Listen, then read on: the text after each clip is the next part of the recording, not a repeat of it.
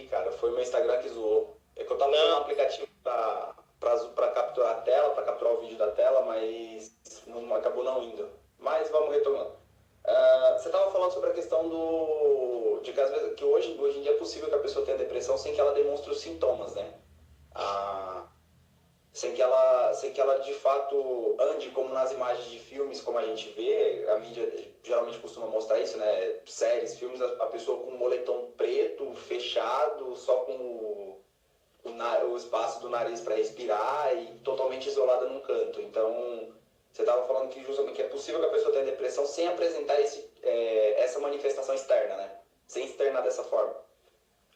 sim, é porque assim, na verdade, existe uma lista de sintomas, né? Depressão não é só a tristeza. A tristeza é um dos sintomas, a gente pode até falar do principal sintoma, é de fato a tristeza, só que existe casos já comprovados de pessoas que não apresentaram esse sintoma, mas que estavam depressiva. E aí, quais são os outros sintomas que essa pessoa apresentou? A questão de perder ânimo pelas questões da atividade do dia a dia, não se preocupar mais com ela, a questão da libido. Então, assim, não é só a tristeza que é a depressão. Então, hoje já existe casos de pessoas que não demonstraram a melancolia, né, que é o termo que se usa principalmente na psicanálise, não se demonstrou a melancolia, mas a pessoa estava com depressão. Teve outros sintomas apresentados por essa pessoa sem ser a tristeza, né? E aí a minha crítica sempre é a banalização da depressão,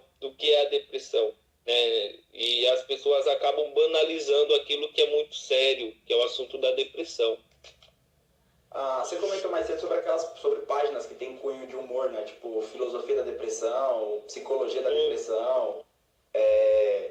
A ideia da página é justamente mostrar, por exemplo, digamos assim, a sofrência, né? Que é você, num tom de humor, que é você cursar isso, ou que esse tipo de curso, ou qualquer situação te exige, né? E realmente, essa questão da banalização é uma coisa muito séria, porque te faz olhar de uma forma mais totalmente ignorante da coisa, né? Porque você pega com a informação que você recebe. E na maioria das vezes essa informação ela não é uma informação concreta, não é uma informação válida, digamos assim. Aí é onde entra num outro ponto, né? Por que existe algum motivo, por exemplo, alguma causa que faz com que as pessoas tendem, no caso é tendam, né? Tendam a considerar, a enxergar a depressão como uma frescura, por exemplo? Porque isso é muito comum também, né?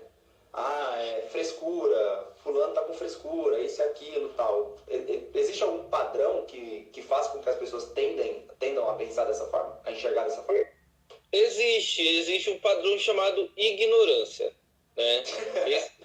Exatamente, esse é o padrão. De fato, é a ignorância que leva as pessoas a ver a depressão, não só a depressão, mas todo tipo de saúde, que envolve a saúde mental como frescura. Né? Para eles, aquilo que não é visível, por exemplo, uma pessoa que está numa cadeira de roda é visível, a pessoa é deficiente. Então, assim, a depressão, teoricamente, ela não é visível, né? Ela está dentro do meu psique. Então, não, é frescura, eu não consigo ver. Só que é o que eu costumo falar, a depressão não é uma doença que a gente olha e diz assim, é só fazer terapia e resolve. Em alguns casos, sim. Na maioria dos casos, sim. Mas existe casos depressivos que é só com remédio. Né? E aí, só para a gente ter uma ideia, a depressão ela não é simplesmente uma doença emocional, do psicológico, mas é uma doença neurológica, né? Afeta os neurotransmissores.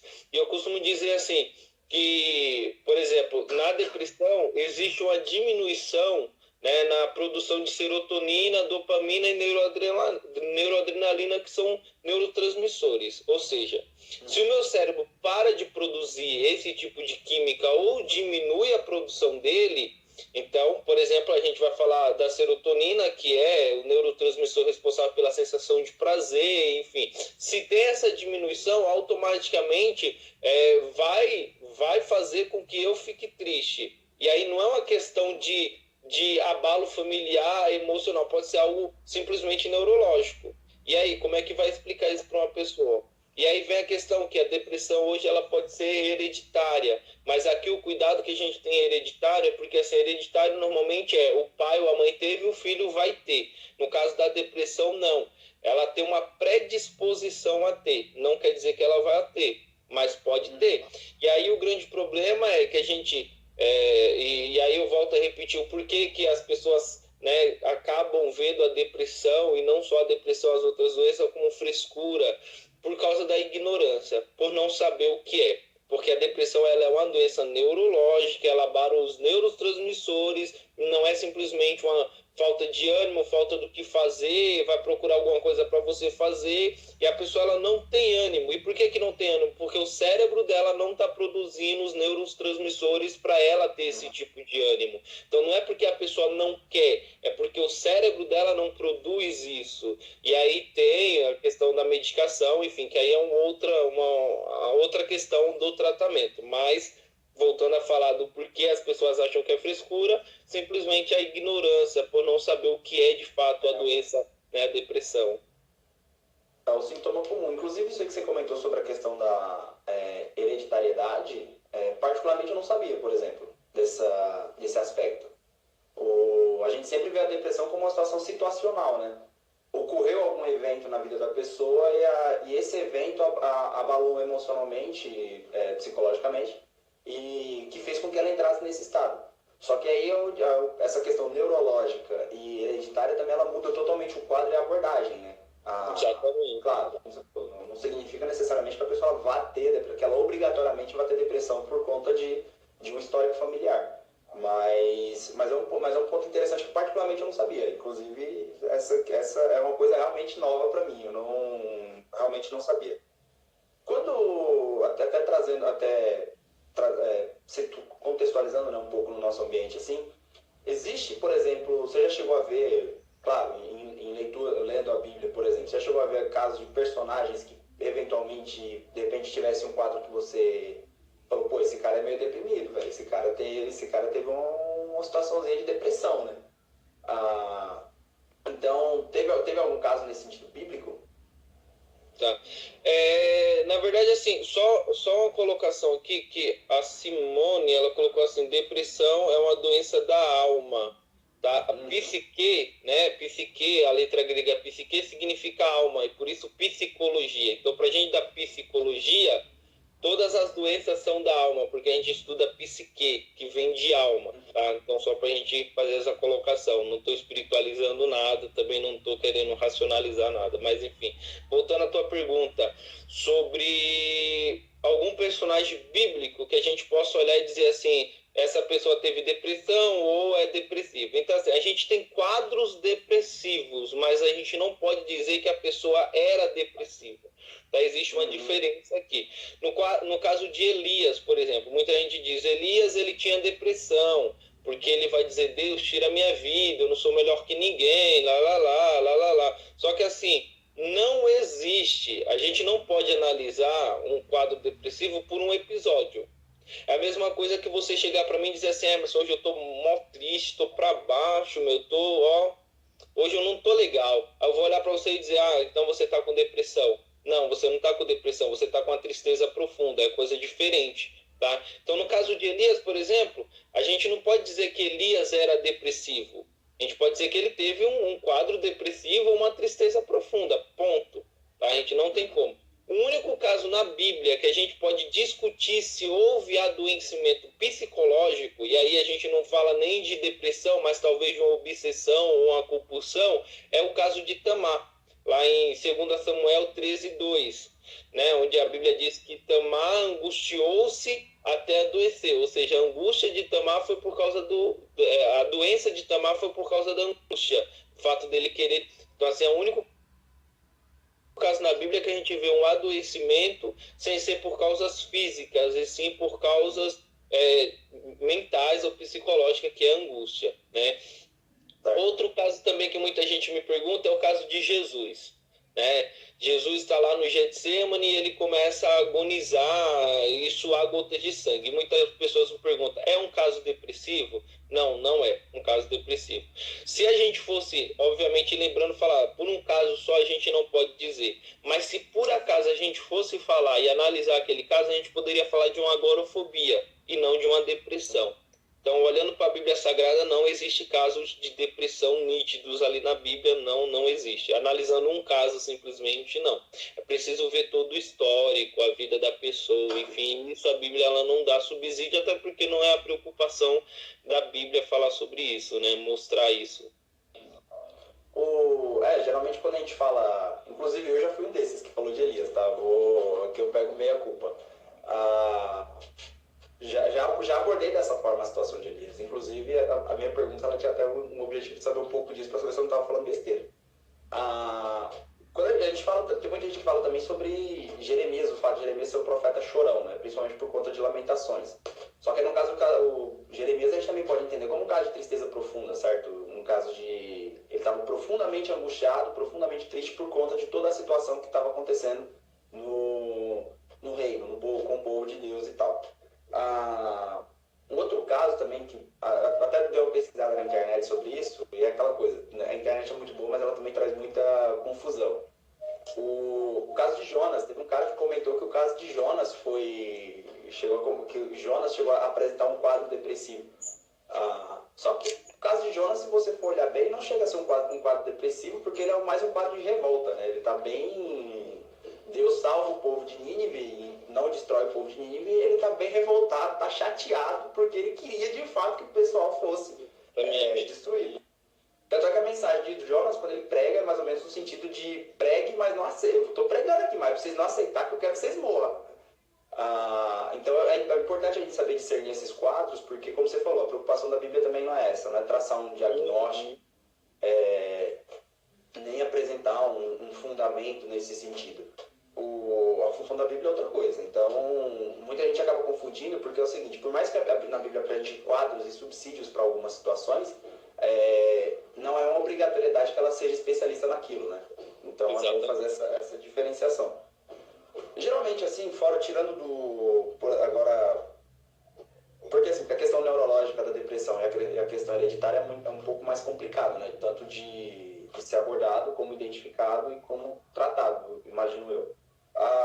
Mas na situacional, por exemplo, na depressão situacional, quais tipos de coisas geralmente assim comumente ativam, vamos dizer, que a pessoa ela desenvolva um quadro de depressão?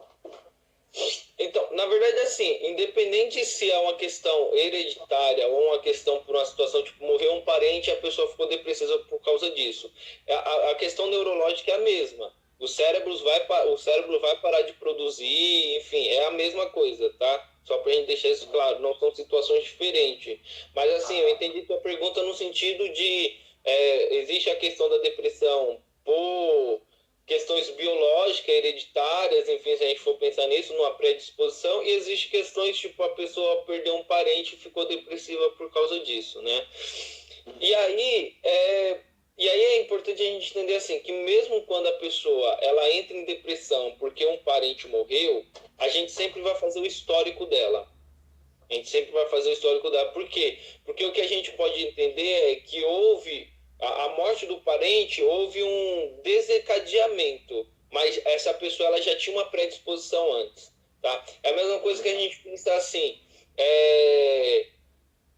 a pessoa ela já tinha uma tendência a ter e só faltou um gatilho, e o gatilho foi exatamente a morte de um parente. Então a gente pode pensar por esse lado. Tá? Mas também existe casos de pessoas que entram em depressão por uma situação específica. E aí é a questão emocional. É tanto que é um livro até de um teólogo que ele trata só de aconselhamento pastoral. Né? Ele é teólogo, psiquiatra dos Estados Unidos, e aí ele diz o seguinte, que o importante sempre na relação, e aí falando do luto, é ver a relação que o indivíduo mantinha com o ente falecido. Por quê?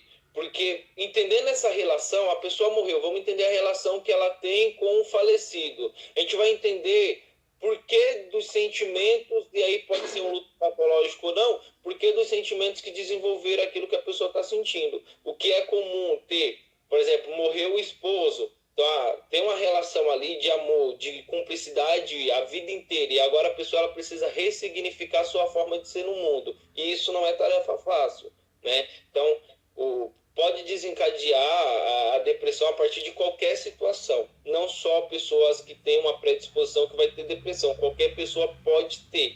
E aí não existe um manual de dizer assim, se você fizer isso, você vai ter depressão. Se você fizer aquilo, você não vai ter. Não existe isso, né? Por quê? Porque a gente existe, né? E aí eu gosto da psicologia existencial e é a abordagem que eu sigo, que é a ideia de que a gente não é, a gente está vindo a ser. Então, o tempo todo a gente está vindo a ser. A gente nunca é na completude. A gente só vai ser completo quando a gente morrer. Quando a gente morrer é o ponto final e ali a gente é completo. Enquanto vivo, a gente sempre está vindo a ser, sempre se reconstruindo. Então, por isso que não existe um manual de faz isso ou faz aquilo e você não vai ter depressão. Tá? Uhum. Quando a Thaís aqui ela está perguntando até qual a diferença entre depressão e síndrome do pânico. Porque também tem essa confusão um pouco, assim, porque são quadros que aparentemente são semelhantes, né? De repente o receio de alguma situação ou alguma situação serve de gatilho para um comportamento meio que de desespero e tal. Qual é a diferença clínica, por exemplo, entre depressão e síndrome do pânico? Tá. Os sintomas são diferentes, tá? Da depressão e da síndrome do pânico, são sintomas diferentes. Basicamente, o transtorno do pânico, né, ou a síndrome do pânico, é um problema de ansiedade, voltado para a ansiedade, tá? Então, assim, só para a gente entender o que é a ansiedade. A gente está atravessando a rua, passou um carro, a gente não viu. Quando a gente viu, estava em cima, mas a gente conseguiu pular. Escapamos. Como é que a gente vai ficar? Coração acelerado, suor, coração palpitando, enfim, isso é ansiedade, tá? O que acontece no transtorno do pânico? Esse medo que a gente sentiu, que dura poucos segundos, eu quase morri, dura poucos segundos, essa sensação dura poucos segundos. No caso do transtorno do pânico, ela dura mais e é mais intensa. Tá? Então, só para a gente ter uma ideia, o que acontece na síndrome do pânico? Existe o medo de morrer, o medo de perder o controle e enlouquecer no momento da crise, ou seja, é uma distorção total da realidade. Né? Então, a síndrome do pânico, ela tem sintomas diferentes, então, assim, ela não vai apresentar, ou não necessariamente apresenta, a melancolia, que é comum na depressão, a tristeza, comportamento depressivo, não mostra. O que a gente vai ver no quadro de pessoas que têm transtorno do pânico é o ataque do pânico, é a crise, é o momento da crise. E os sintomas são diferentes. A pessoa vai sentir dor no peito, palpitação, falta de ar, sintomas parecidos com ataque cardíaco, vai sentir tudo isso, que na depressão normalmente não se sente. Tá? A depressão é mais... A depressão é mais contínua, né? E a síndrome do pânico não, é mais crise, é mais específicas, são pontos. Então, a diferença basicamente é isso, né? Além dos sintomas, obviamente, como eu falei antes. Você tem uma abordagem, a questão de sentimentos são diferentes também, né? Como sim, sim. Então, é uma complicação, porque hoje também o quadro de ansiedade entre os jovens também é muito alto, né? A gente... Sim. Inclusive, eu estou até com uma pergunta aqui, mas é para deixar para mais tarde. Senão vai fugir aqui e vamos acabar atropelando as coisas. Mas, mais tarde, inclusive, eu vou até voltar nessa situação, porque as redes sociais também, elas dão um senso de imediatismo que acabam contribuindo para essa ansiedade, né? Sim. A ideia de você fazer já tá lá, elas contribuem, são um fator que contribui para esse tipo de coisa. Então, mais tarde a gente volta nessa questão das redes sociais.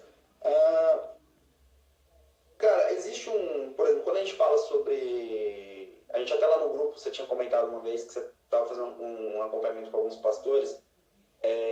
Hoje, um quadro que a gente tem no nosso meio, e que é um quadro até muito preocupante, é o caso de depressão entre pastores e também a questão do suicídio, que a gente teve alguns casos aí que geraram muitos comentários, muito rebuliço e tal.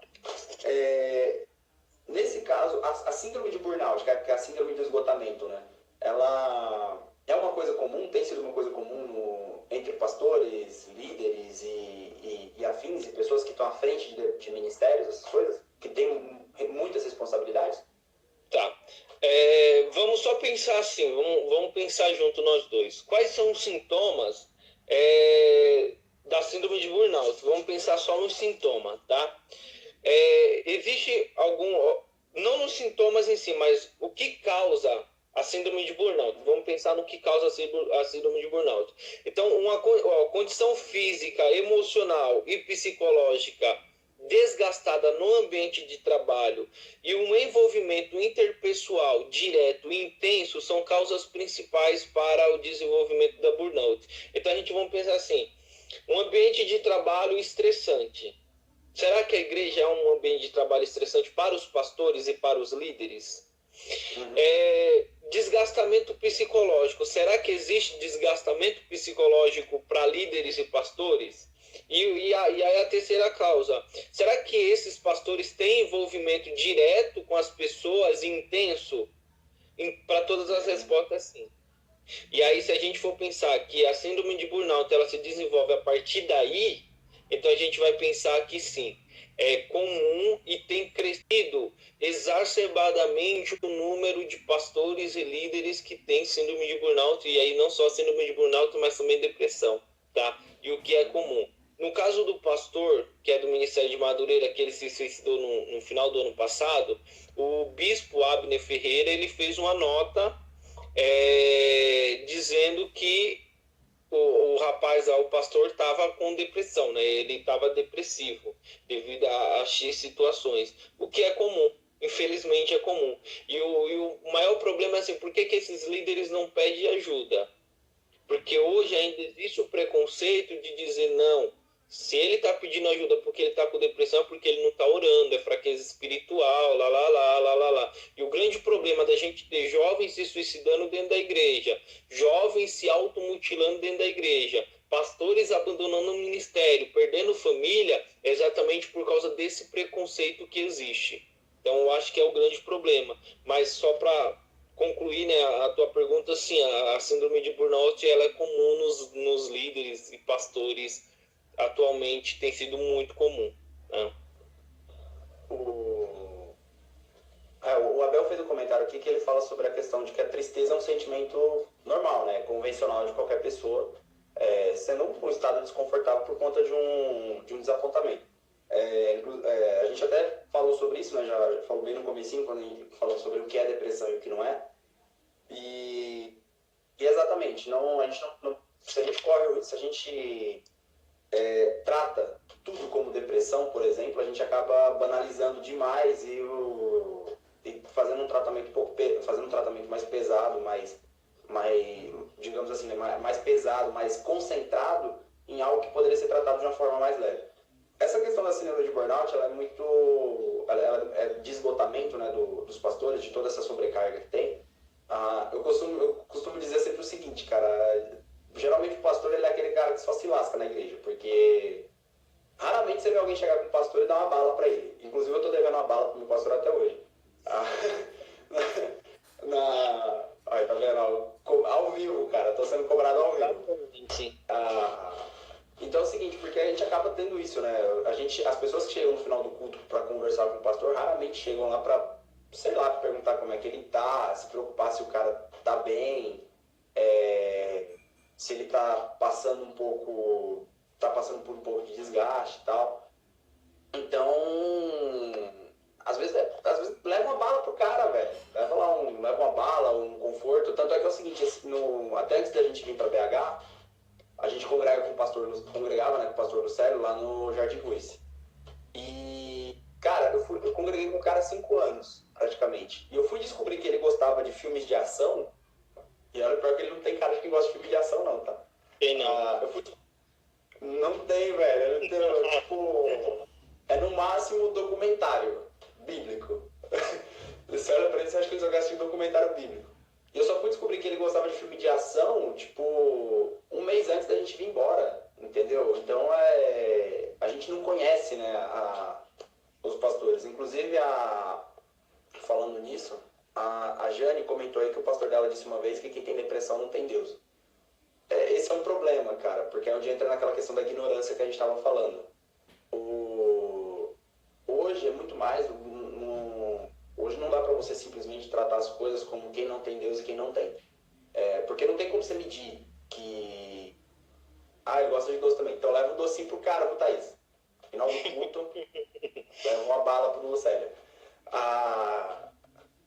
Então é o seguinte, muita gente leva isso pelo lado da ignorância. E é porque é muito mais fácil você chamar de demônio, né? Porque demônio você ora e expulsa. Já depressão e outros males da alma, por exemplo, da psique, a gente tem que tratar. A gente tem que cuidar das pessoas. Então não é simplesmente chegar, a maioria das pessoas vai pelo lado mais fácil da coisa, né? Vai pelo caminho mais curto. Só que, infelizmente, esse caminho mais curto ele acaba por podar e cortar as pessoas e piorar o estado das pessoas. O Abel fez uma pergunta aqui, deixa eu tentar localizar. Aqui, ó. Se tratando no caso pastoral, em que situações ele se encontra triste e em quais situações ele se encontra depressivo? Tem como dar um... E para responder essa pergunta, basicamente, eu vou usar toda a tua fala, né, de conhecer teu pastor. E aí não só conhecer, porque o grande problema, Celso, é que assim, as pessoas elas querem ajudar o outro, mas ela não conhece o outro. O grande problema hoje que falta no nosso meio é exatamente essa empatia, e para ter empatia tem que ter relação. Se não tem relação interpessoal com o outro, você não consegue ter empatia por ela. Então como é que eu vou saber que uma pessoa está tendo um momento de tristeza ou está tendo uma depressão? Se eu não conheço e não tenho contato com ela, é impossível de eu saber, né? Mas se eu acredito que é possível descobrir isso, então eu vou tentar conhecer essa pessoa, conversar com ela para ver a que pontos que ela está, enfim. Mas normalmente a tristeza é específica, é um ponto específico. Eu estou triste porque eu perdi o meu emprego, eu estou triste por causa disso, eu estou triste por causa daquilo. Já a depressão não, ela é mais ampla. Né? Ela pode até apresentar os porquê, eu tô triste por causa disso, mas ela é mais ampla, não é só a tristeza que envolve. Existe a perca de interesse de fazer as atividades, deixar de se preocupar consigo mesmo, né? Insônia, falta de apetite ou aumento do apetite. Então tudo isso tudo isso são sintomas da depressão. Então é muito mais amplo. A tristeza não é tristeza, ponto e acabou. Na depressão não, existe, além dos sintomas psicológicos, sintomas físicos a serem apresentados também, né? E aproveitando o gancho que a Thaís, foi a Thaís, né, que falou lá do pastor dela, já falou que, não, Jane Matos falou, meu pastor disse uma vez que quem tem depressão não tem Deus. Isso é comum, ouvir de pastor, tem diminuído, graças a Deus tem diminuído, mas é comum. Tá? Eu lembro um caso de um pastor que chegou para mim e uma pessoa veio pedir oração, tava eu e ele junto. E aí a pessoa falou assim, eu quero oração porque eu tô com depressão. Quero oração porque eu fui diagnosticada com depressão. E aí o pastor falou assim, tá com depressão? Depressão é espírito maligno. Depressão é do diabo, é espírito maligno, então a gente vai orar. E aí o pastor... Só que eu falei para ele, né? Obviamente eu esperei a pessoa sair, conversei com ela em particular, né? Para tirar essa ideia, não é coisa do diabo, não, para com isso. Mas depois eu chamei o pastor e falei assim, pastor, se depressão é demônio, por que o senhor não expulsou? Se a Bíblia diz, né? E aí a crença aí, voltando, a crença dos pentecostais é que recebemos poder e autoridade para expulsar demônio. Então por que o senhor não expulsou o demônio lá da depressão dela? E se o senhor expulsou, por que ele não saiu? E aí, uma coisa que eu sempre falo, muita gente pergunta assim, Emerson, né, você como cristão, e a pessoa chega para você e diz assim, você tem depressão, você manda a pessoa procurar um profissional ou manda a pessoa orar? E aí, usando o método socrático, eu sempre respondo essa pergunta com outra pergunta. Uma pessoa que chega para você e diz assim, eu fui diagnosticada com câncer, e o médico mandou eu fazer quimioterapia. Eu faço quimioterapia ou eu oro? Eu fui diagnosticada com câncer, faço quimioterapia ou eu oro? É a mesma coisa, você faz quimioterapia, você ora, você faz terapia, você ora, você faz o que você quiser e você ora, né? Mas o importante é Essa ideia de que... Eu fui dar uma palestra esses dias e uma pessoa me perguntou assim... Aí a pessoa me perguntou assim, e a pessoa me perguntou, não, a pessoa falou, todas as doenças são do diabo. Todas as doenças são do diabo. E aí eu perguntei para a pessoa assim... de médico. Então. Aí eu falei para a pessoa assim, por que a gente morre? Por que a gente morre? Aí ela falou, não, a gente morre porque é da nossa natureza morrer. Eu falei, não é da nossa natureza morrer. É da nossa natureza caída morrer, porque Deus não fez Adão para morrer. E aí, vamos lá, Romanos capítulo de número 5, versículo 12. Pelo pecado entrou a morte.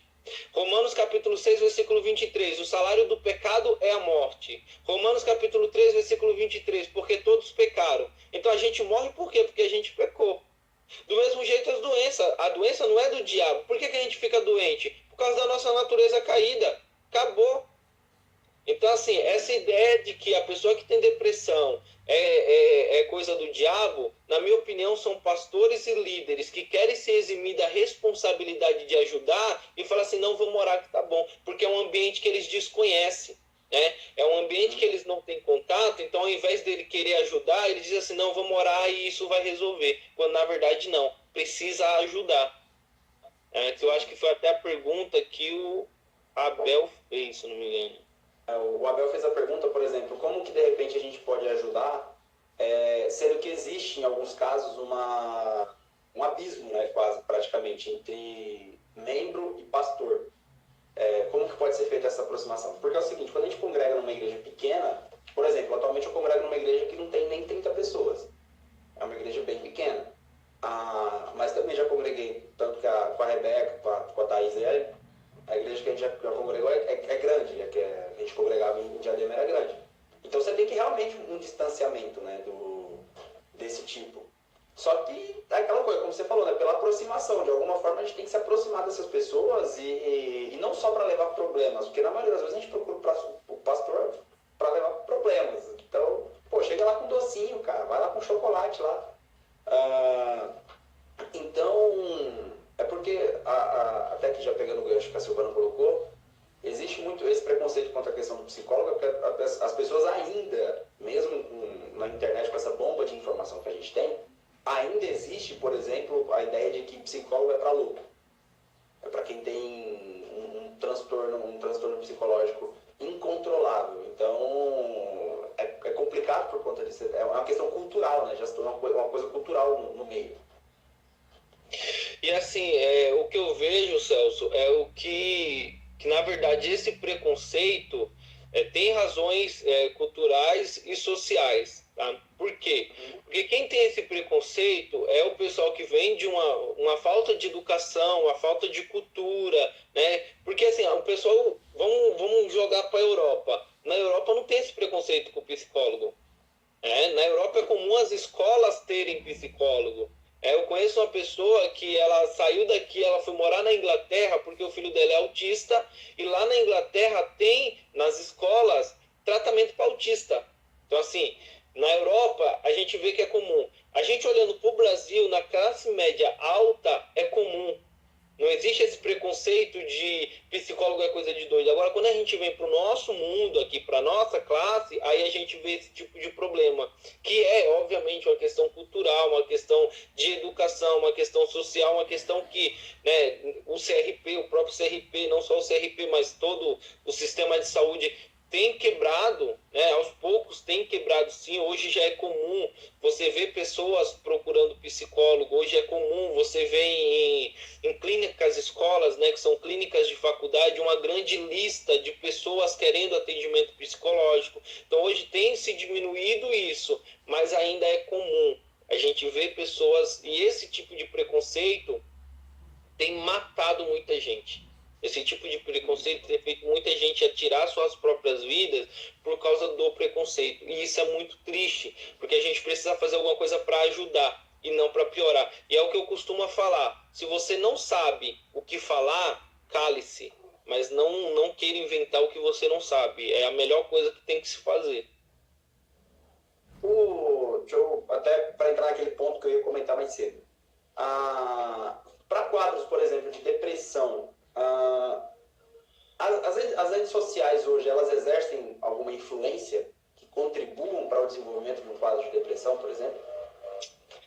Cara, eu costumo dizer assim, que nada nessa vida, nada, ela pode ser considerada como positiva ou negativa, tá? E a gente fala de tudo, rede social, religião, política, não é nem negativa nem positiva. O que faz ser negativo ou positivo é a forma como eu entendo aquilo, tá? Então, só para a gente usar o exemplo, rede social, ela tem sido um meio, uma ferramenta útil para campanhas. Por exemplo, a gente tem a campanha do suicídio, né? Contra o suicídio, na luta contra o suicídio.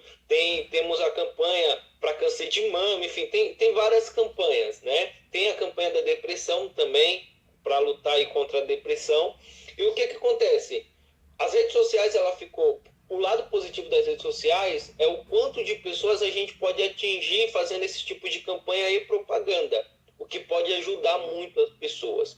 Por outro lado, existe o negativo, né? Obviamente, dos comentários, dos contras, o que a gente faz, também tem esse problema, mas falando do modo pessoal, como cada um usa a rede social, tem a questão de que hoje, você falou mais cedo da questão do jovem ser imediatista, e tem o problema que assim, se eu postei e ninguém curtiu é porque ninguém gosta de mim. Se eu postei e um monte de gente curtiu é porque beleza, eu tô bem, sou popular. Então assim, hoje a dependência emocional através da rede social tá muito grande. Entendeu? Para eu ser feliz, para eu estar bem, as pessoas têm que curtir minha foto. Se eu postei uma foto e ninguém curtiu, é porque eu tô feio. Então hoje eu tô feio. Se eu postei uma foto amanhã e todo mundo curtiu, é porque opa, hoje eu tô bonito. Então hoje eu tô bem. Então a dependência emocional nas redes sociais hoje ela tá grande. E isso sim pode influenciar para que as pessoas tenham depressão se não alcançar aquilo que elas almejam, aquilo que elas acham como certo e padrão, enfim. Tem esses problemas também, né? Eu não sei se é só na minha timeline, mas uma coisa que eu acabei notando, inclusive até anotei aqui para te perguntar, dá para gente considerar que existe uma espécie de glamorização, por exemplo, da tristeza ou de coisas negativas? Porque, por exemplo, é muito comum a gente ver jovens e adolescentes postando coisas como: nossa, minha vida é uma droga, minha vida é uma merda, ou... Aí é o seguinte, aí esses posts, geralmente eles costumam ter mais interação, né? São as curtidas, os likes, as reações. E também tem aquela questão das fotos, por exemplo. A pessoa posta a foto, ela já posta na legenda: nossa, tô feia, mas... tô feia, enfim, tô feia, tô feio, a foto tá zoada, não sei o que e tal. Sempre com mensagens, por exemplo, negativas, de repente, para receber um pouco mais de interação, né? Porque é o seguinte, quando você posta alguma coisa, é quase um padrão de comportamento nas redes sociais. As pessoas, elas postam uma coisa falando: eu tô triste, ela recebe aquela enxurrada de comentários: fica assim não, fica assim não, fica assim não. Aí entra naquela, sei lá, de repente na necessidade de aceitação que o pessoal tá comentando aqui, o Abel e a Silvana mandaram mais cedo. Aí manda a foto lá eu tô feia. Aí vai lá e ela posta outra foto, aí vem aquela enxurrada de comentários: não tá linda, não sei o quê. Você acha que de repente essa glamorização, digamos que esse enfeitamento da tristeza para conseguir aceitação, para conseguir um retorno, você acha que isso pode ser um fator também a ser considerado? De influência, por exemplo? Sim, aí tem dois pontos, né? Existem pessoas que postam que não estão bem, porque não estão bem, e é uma forma de chamar a atenção para pedir ajuda mesmo, tá?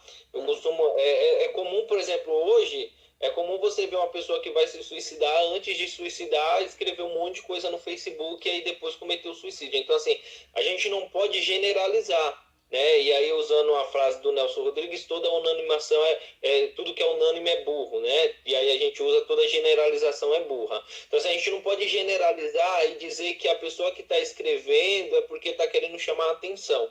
Existem pessoas que estão pedindo ajuda, e é preciso ajudar. Mas sim, existe muito caso de pessoas que... É uma forma de chamar a atenção. Então, eu quero atenção para mim. né? Eu quero atenção para mim. E a forma de eu chamar a atenção é o método mais antigo de chamar a atenção, o olhar do gato de botas, né? Aquele olhar triste do gato de botas. Essa é a forma mais agradável de chamar a atenção. Então, sim, existe. O que é comum na adolescência não é algo, né? Enfim, o adolescente ele quer essa atenção. Infelizmente, esse é o meio que muitos encontram para chamar essa atenção, mas novamente repetindo, não é o fato de a gente saber que existe, né, essa busca por atenção que a gente pode ignorar os pontos, os sinais e coisa do tipo, porque muitas vezes é um pedido de ajuda e é papel nosso ajudar, né, se a gente está vendo ou lendo aquele tipo de coisa. É possível que a gente veja alguns sinais, por exemplo, identificar alguns sinais de alerta, digamos, para meio que digamos que um filtro, né, para separar o que é uma necessidade de atenção e o que é realmente algo mais sério. Tem como a gente poder, digamos, identificar isso num post, por exemplo? Até que ponto uma postagem desse sentido ela pode ser considerada inofensiva ou ela já é um sinal de alerta ali já para algo mais sério?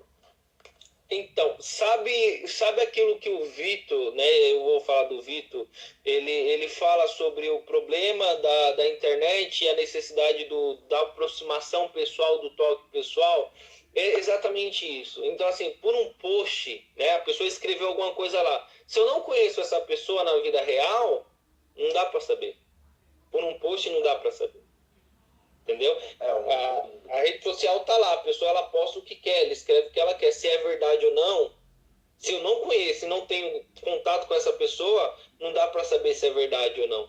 Né? Então, e é o mal das relações. E é o mal das relações, e talvez por isso. E aí, lembrando, talvez, não é uma pesquisa, não fiz nada relacionado a isso. Mas talvez por isso o número de jovens depressivos tem aumentado, o número de pessoas se suicidando tem aumentado, porque nosso contato por internet tá bem maior do que o contato real, do que a aproximação física. Então, só dá para saber e identificar se é verdade ou não, se é um pedido de ajuda ou não, se eu conhecer a pessoa. Mas é aquela, na dúvida, chama a pessoa para conversar. Uhum. Inclusive a próxima pergunta era até justamente disso, né? Por exemplo, como ajudar de forma direta ou indiretamente nesses casos. Então, a melhor solução é a abordagem. Realmente fazer uma aproximação. De repente, se você está próximo da pessoa e a pessoa ela mora próximo a você, você sabe que essa pessoa mora perto, que você tem condições de vê-la pessoalmente, de repente essa pode ser a melhor forma de ajudá-la ou de até de tentar reverter essa situação, né? Sim. Porque, digamos, é aquela coisa, a pessoa está triste, o nosso esforço deve ser para tornar ela alegre, né? Deixar ela melhor, tirar dela desse estado de tristeza. Claro, não é se for algo mais profundo e mais grave, no caso ela precisa de uma ajuda profissional. Ela precisa realmente de um acompanhamento profissional. Mas o esforço que cada um de nós pode fazer, né? A gente mesmo por si só, a gente já pode fazer alguma coisa. A Thaís está comentando aqui que essa necessidade de atenção tem dificultado muito, pois muitos têm usado isso como depressão, onde na verdade o que ela tem é só necessidade de chamar a atenção. Realmente. Porque é o seguinte, a depressão ela acaba atraindo aquela questão da banalização, né? Que você estava falando. A depressão, querendo ou não, ela atrai mais atenção. Porque hoje, é uma percepção minha, mas até me corrija se eu estiver errado. Mas a percepção que eu tenho hoje é que a depressão hoje ela está muito mais... o senso comum é de que a depressão está ligada ao suicídio. Então, quando a gente fala de depressão, a gente já imagina o que vem, a primeira coisa na mente, é justamente um suicida. A mente de alguém prestes a cometer o suicídio. E nem sempre, por exemplo, não é necessário, como a gente falou da questão da hereditariedade, não é porque a pessoa ela tem depressão que ela vai se matar. Então a gente assimila isso. Então, quando a pessoa ela vai lá e fala que eu tô deprimido, eu tô depressivo e não sei o quê, de repente é uma forma dela querer chamar a atenção de uma forma mais forte, justamente para ela, porque assim, eu tô em depressão, a outra pessoa vai achar que eu vou me matar, então já vai vir todo mundo na hora, já é mais instantâneo. É aquela influência que a gente falou também da questão do imediatismo, né?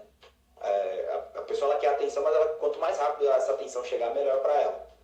Mas agora que eu entro um ponto, por exemplo, como o cristão ele pode se prevenir a respeito, por exemplo, como você acha que fazendo essa abordagem entre a questão do cristão questão da depressão, por exemplo? Como que o cristão ele pode, de repente, se prevenir desse tipo de coisa? Como que ele pode se antecipar, tanto para ele quanto para outras pessoas? Então, na verdade, assim, vamos falar para outras pessoas, porque assim, não tem como eu me prevenir de dizer assim, o que é que eu faço para eu não ter depressão? Não existe isso. É igual eu falei, depressão pode acontecer a qualquer momento com qualquer pessoa. Não existe isso de o que é que eu faço para não ter depressão. Mas vamos pensar no outro. Vamos pensar assim, o que é que a igreja, não só a igreja, mas todo mundo, independente da religião, deve fazer para ajudar uma pessoa que está com depressão ou que tende a ter depressão, né? Primeira coisa, ler sobre o assunto. Parar de reproduzir aquilo que o outro fala. Porque o nosso mal é reproduzir o que o outro fala. O pastor falou, eu tomo como verdade e saio reproduzindo. Né? Então o importante é assim, ler sobre determinado assunto. No caso, a gente está falando da depressão. Então o importante é eu conhecer o que é que eu vou falar. Porque eu só posso ajudar uma pessoa se eu souber o que é que a pessoa tem. Então, a primeira coisa, eu preciso entender o que é que a pessoa tem. Para isso eu vou ler. Outras coisas importantes que a pessoa tem que ter para ajudar a pessoa que tem depressão, tá? Entender que a pessoa ela não escolheu ter depressão. A pessoa ela não quer ter depressão, tá? Então assim, frases do tipo, tira isso da sua cabeça, esquece.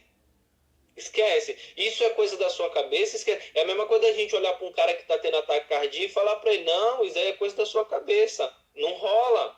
Porque não é coisa da cabeça. Isso é coisa do teu coração. Isso é coisa do teu coração. Não, para com isso. Não, isso não existe. Tá? Então, assim, o primeiro grande erro é as pessoas falar assim, levanta daí, não sei o quê. Você não melhora porque você não faz alguma coisa da sua vida. Não, o fato da pessoa não fazer alguma coisa da vida dela é um sintoma da depressão. Então não é assim que as coisas funcionam. Segundo ponto importante é você ouvir o outro. Ouvir o que a pessoa depressiva tem a dizer. Tá? E aqui o ouvir é o ouvir de verdade. Não é o simplesmente entrar por aqui e sair por aqui. Não é o nosso instinto. Porque se bater uma panela lá na rua, lá eu vou ouvir. É nosso instinto. Mas o ouvir na intenção de compreender o que o outro está falando. E aí sem os meus preconceitos, sem os meus dogmas, sem os meus porquê, sem aquela maldita frase, se eu fosse você. Não, você não é eu e você não é ninguém. Você é você e a pessoa é a pessoa. Essa frase, se eu fosse você, não existe. Se eu fosse você, eu faria isso. Não, se você fosse a pessoa, você tinha que nascer no ventre da mãe dela. Você ia ter que ter a vida dela, a educação dela, tudo dela para compreender a atitude que ela está tendo agora. Então, isso não existe. Então, as melhores formas de você ajudar uma pessoa é, primeiro, busque informação e entenda que é uma doença comum, tá? Uma doença comum. Segundo, escute a pessoa. Terceiro, não menospreze o sofrimento do outro, que o outro está sofrendo. Não é pra tanto, não.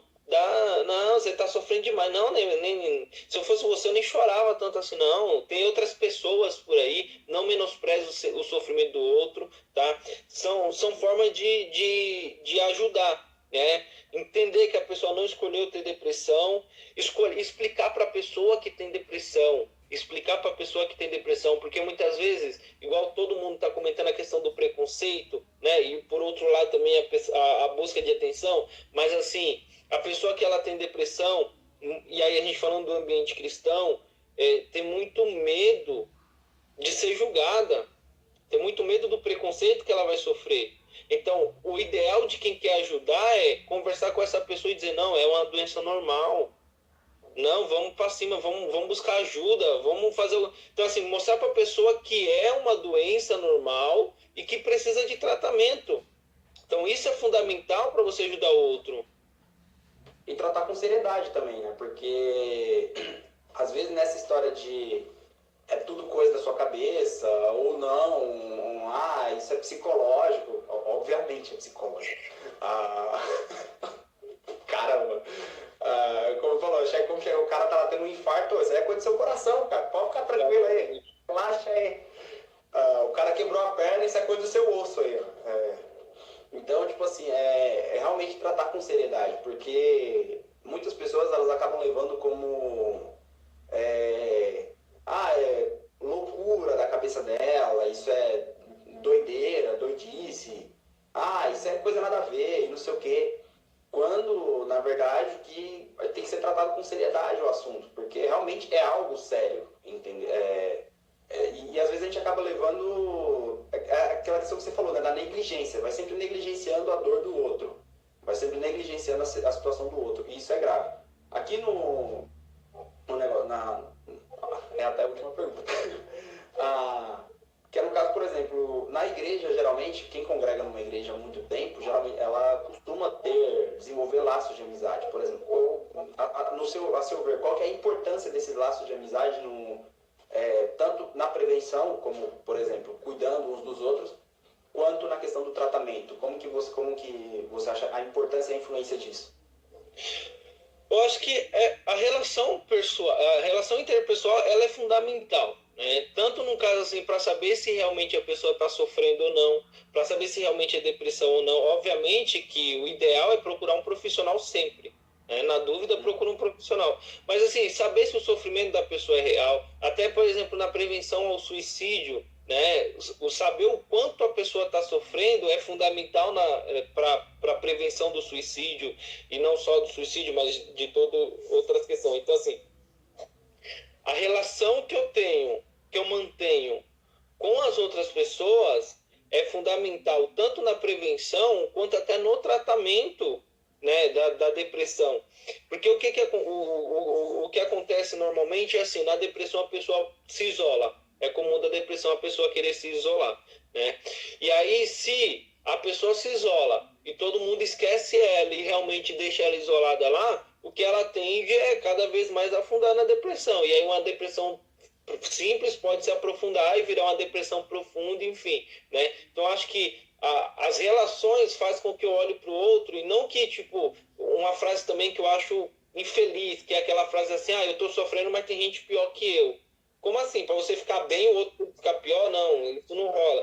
Mas assim, as relações pessoais fazem eu compreender que o sofrimento é normal, que a tristeza, como o pessoal falou, é normal, né? Que existem pessoas que querem me ajudar. O importante é você se dispor a ajudar. Mesmo que a pessoa diga assim, não, eu não preciso de ajuda.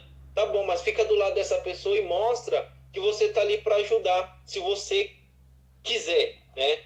Uma coisa que é comum e no transtorno de ansiedade também, na crise de ansiedade, é você perguntar assim para a pessoa assim, o que é que eu posso fazer para te ajudar? E a pessoa fala, nada, você não consegue fazer nada para me ajudar. Cara, a pessoa tá doente. A pessoa falou que você não precisa fazer nada para ajudar, beleza, mas fica ali do lado dela. Mostra para ela que você está disposto a ajudá-la, que no momento certo ela vai pedir ajuda. O ideal é que ela peça ajuda, e normalmente acontece. Então, as relações pessoais ela é fundamental, tanto na previsão quanto no tratamento em relação a isso, a convivência, né? A gente somos seres que precisamos conviver um com o outro. Então, a convivência ela é fundamental, tanto na prevenção como no tratamento. Inclusive, por aqui um versículo que eu gosto de usar muito é Colossenses 3,13, nessa questão de relacionamentos, principalmente dentro da igreja,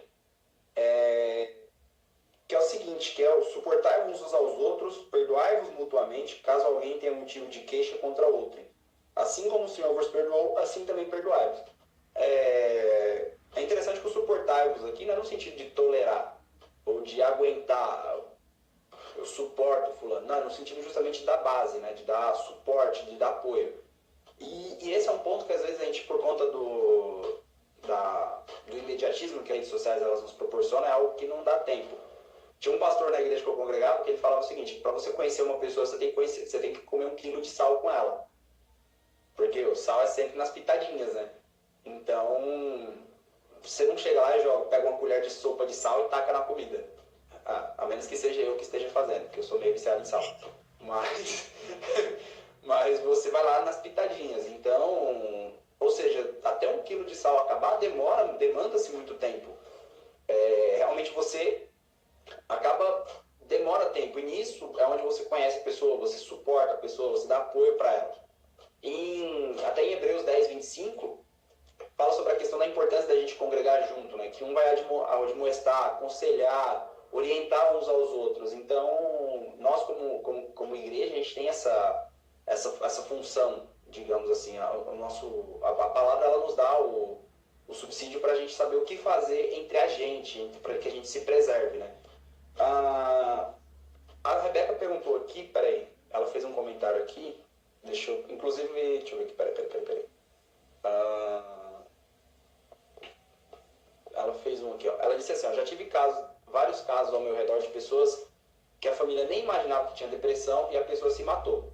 Vocês acham que isso acontece mesmo ou foi falta de atenção da família, amigos?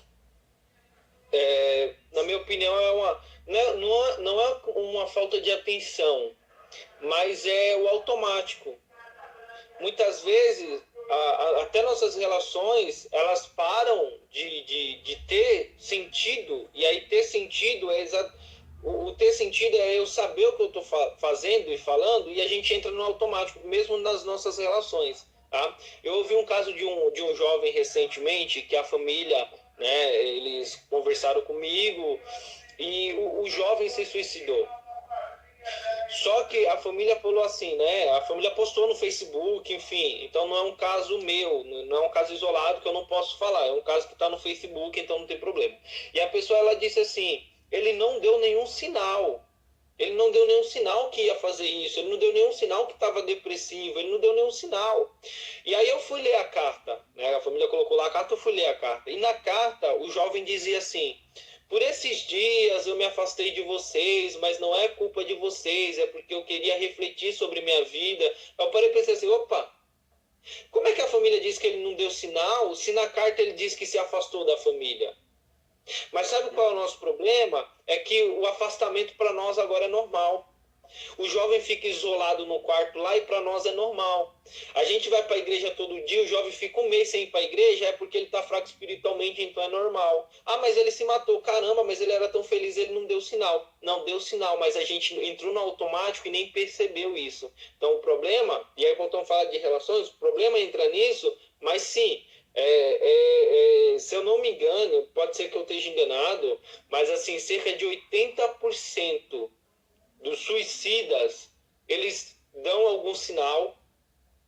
Na verdade, não, o número é maior, 80% são cartas que eles deixam, carta, bilhete, enfim, né, fatos de despedida, mas assim, mais de 90% deles dão sinais, claro. E sabe qual é o problema, Celso? É que a gente tem medo de perguntar para uma pessoa que a gente imagina que vai se suicidar, se a pessoa está pensando ou não em tirar a própria vida ou já pensou em tirar a própria vida. Porque a gente pensa que se a gente perguntar isso, a gente está incentivando a pessoa a fazer.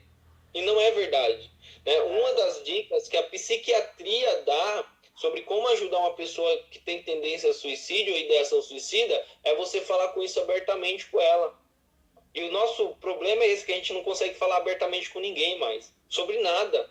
Sobre nada. Sempre que a gente vai conversar com alguém, e aí usando uma frase, né, um termo do Carl Rogers, psicólogo humanista, é que a gente sempre vai conversar com o outro com a fachada. A gente sempre tem uma fachada na nossa frente. Ou eu venho conversar com você com uma fachada de intelectual, ou eu vou conversar com alguém com uma fachada sei lá, de um homem bom e educado, ou eu vou conversar com um amigo meu com a fachada de mano legal, aquele que é, e nunca sou eu mesmo. E o nosso problema é isso, a gente entrou no automático, a gente não consegue mais ver o outro porque a gente não consegue mais se ver. É até uma indicação de um livro para quem quer ler, não é um livro teórico nem nada, é um livro baseado numa fábula, mas é bem interessante para a questão da existência e do existir com o outro, que é um livro do Robert Fage, que é O Cavaleiro Preso na Armadura. É um livro bem bacana, um livro curtinho, assim, é uma fábula, não é nada teórico, não é uma leitura pesada, mas é uma leitura que faz eu refletir sobre quem eu sou e quem é o outro. Vale a pena a leitura. Um ponto interessante disso aí, cara, que é o seguinte, realmente, existe esse preconceito mesmo no fato de achar que se você falar, não vou nem dizer preconceito, eu vou chamar de cultura, porque acaba sendo um padrão de comportamento. Inclusive a live vai encerrar. Vamos fazer o seguinte, pessoal, meu celular tá travando o Instagram, cara, e sabe o que é isso? É o demônio. É o Satanás. Vamos orar. Valeu, Becker. Mas é isso aí, cara. Então a gente tem que entender a natureza da nossa fé mesmo, pra gente poder, na medida do possível, ajudar as pessoas da melhor forma, né? O Emerson, eu queria te agradecer, cara. Foi um prazer enorme ter esse bate-papo com você. Eu vou tentar dar um jeito de colocar isso no YouTube, porque minha tática não deu muito certo, mas, mas eu vou achar outra. Então, sempre que você precisou de alguma coisa, pode contar com a gente, pode chamar aí que nós estamos à disposição. Tá. Inclusive, sempre que rolar alguma coisa também que o pessoal de repente quiser que aconteça de novo um bate-papo como esse, eu tenho certeza que foi esclarecedor para muita gente. A Jane Matos, por exemplo, ela comentou mais cedo que ela estava tirando muitas dúvidas, e isso para a gente é muito bom. Mas, no que se precisar, você pode voltar. Sempre que tiver alguma coisa, se estiver numa live, se tiver algum comentário para fazer, pode fazer a solicitação, a solicitaçãozinha lá que a gente vai entrar pra gente bater um papo aqui. Porque, cara, foi muito bom, velho. Foi muito bom mesmo. Muito obrigado. Que Deus continue te abençoando, que Ele continue abençoando o seu ministério nessa área de estar ajudando as pessoas, tanto na área psicológica como ciência, quanto na abordagem da igreja mesmo. E agradecer para todo mundo também que veio. O Abel, sempre que aparece aí, tá contribuindo com a gente pra caramba. Abel, eu já tô dando tchau aqui porque é o seguinte, cara, o Satanás tá causando no meu Instagram, então eu vou ungir. Eu vou levar na igreja hoje pra ungir, que tá tenso. Mas obrigado para todo mundo que participou, todo mundo que contribuiu, porque realmente foi maravilhoso esse tempo aqui com vocês. Eu ainda não tenho o tema da próxima live, tá? Mas se alguém que tiver alguma sugestão de tema para a próxima live, estou à disposição. Até se o Emerson tiver algum tema para a gente fazer para a próxima live, está à disposição, tá? Com as palavras, o nosso palestrante de hoje.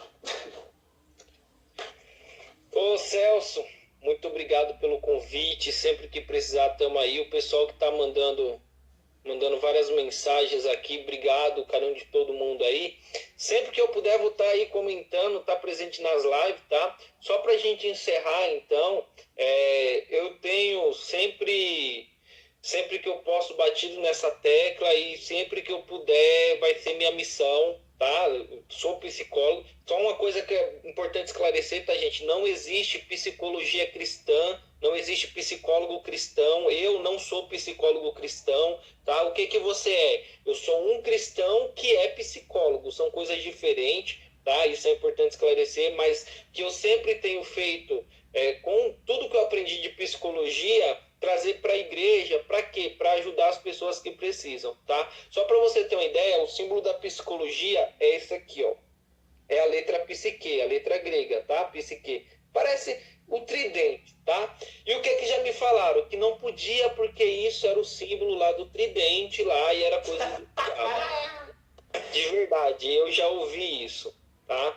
Então, assim, se você tá com pacto com o demônio, você vai ver, viu? Eu vou te chamar no Universal. Então. E aí o grande problema que tem é exatamente esse. Mas só pra gente esclarecer e finalizar, pessoal, entendam, e sempre que vocês puderem ajudar, ajudem. Depressão não é coisa do diabo, não é fraqueza espiritual, é uma doença neurológica comum que qualquer pessoa pode ter, e é preciso ajudar. O nosso papel como seres humanos é ajudar, tá? Então é isso, o Abel falou do Poseidon, é verdade, falaram isso aí também, irmão dos Zeus. Mas enfim, vamos ajudar quem a gente puder ajudar. E o que eu tenho a falar é obrigado a todo mundo que assistiu, participou, a participação de vocês foi excelente, tá? Vamos voltar mais vezes, nem que seja só para ficar comentando e falando, vamos sim. E Celso, parabéns pelo trabalho, que Deus continue abençoando, que Deus prospere aí o seu blog, o seu canal, tá? A gente vai estar junto, se inscrevendo, compartilhando e ajudando outras pessoas, tá? Que Deus abençoe todo mundo. Amém. Até a próxima, pessoal. Daqui a pouco eu vou pegar o tema com a Silvana. Já pegou com a Rebeca, que ela falou que a Rebeca sugeriu. E aí eu já informo vocês logo em seguida. Beleza? Abração. Obrigado a todos. Até sábado que vem.